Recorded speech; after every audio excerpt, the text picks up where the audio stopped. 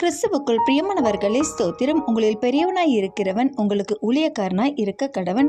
பிரியமானவர்களே, தன்னைத்தான் உயர்த்துகிறவன் எவனும் தாழ்த்தப்படுவான், தன்னைத்தான் தாழ்த்துகிறவன் உயர்த்தப்படுவான். இப்படியாகவே ஏசப்பா இந்த பூமிக்கு தாழ்மையின் ரூபம் எடுத்து பிறந்தார். உலகத்தையே படைத்தவர் மாட்டு தொழுவத்தில் பிறந்தார்.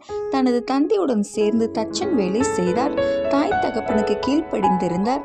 தான் கடவுள் என்று அறிந்திருந்தும் உயர் ஜனங்களோடு பழகாது எப்பொழுதும் சாதாரண ஜனங்களோடும் ஒடுக்கப்பட்டவர்களோடு சேர்ந்து வாழ்ந்து தனது நோக்கத்தை நிறைவேற்றி பின்பு பரமேறினார். இந்த காட்சியை 500க்கும் மேற்பட்டோர் அக்காலத்தில் கண்களால் கண்டதாக பதிவிட்டிருக்கிறார்கள். ஏசப்பாவின் பிறப்பு முதல் இறப்பு வரை அனைவராலும் ஆதாரங்களுடன் பதிவிடப்பட்டுள்ளது. ஏசப்பா இறப்பதற்கு முன்பாக தனது சீஷர்களோடு சேர்ந்து ஒரு பந்தி இருந்தார். அந்த பந்தியில் சீஷர்களின் கால்களை கழுவினார். இந்த அளவுக்கு அவர் இறங்க வேண்டிய அவசியம் என்னங்க?